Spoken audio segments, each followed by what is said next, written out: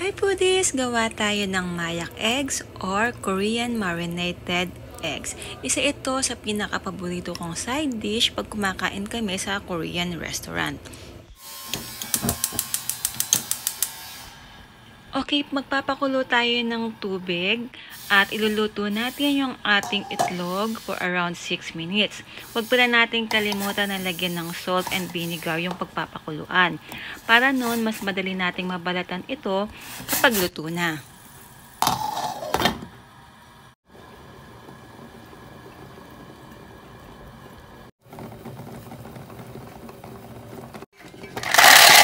Then once naluto na, magre-ready tayo dito ng ice bath. Ibababad muna natin dito yung ating nilagang itlog hanggang maging malamig na ito. Saka natin ito babalatan. Mas madali na siyang balatan pag sa ganitong procedure.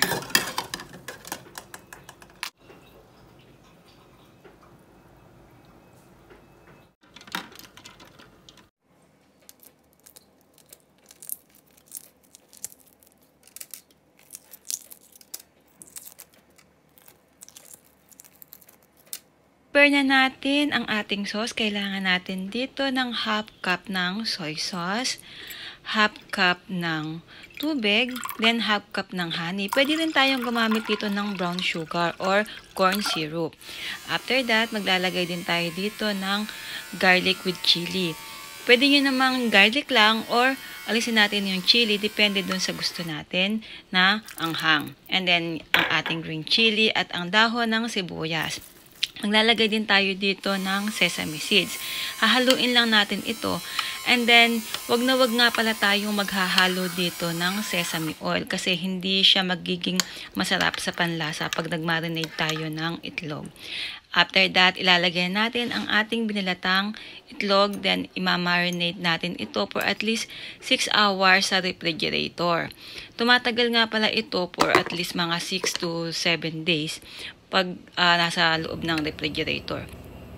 Mas masarap to kapag na-marinate natin for at least overnight or mga ilang days.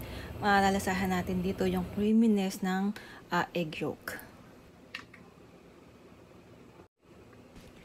Perfect na perfect ito doon sa mainit na kanin.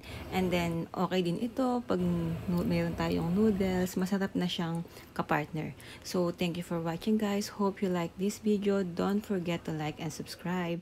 Bye!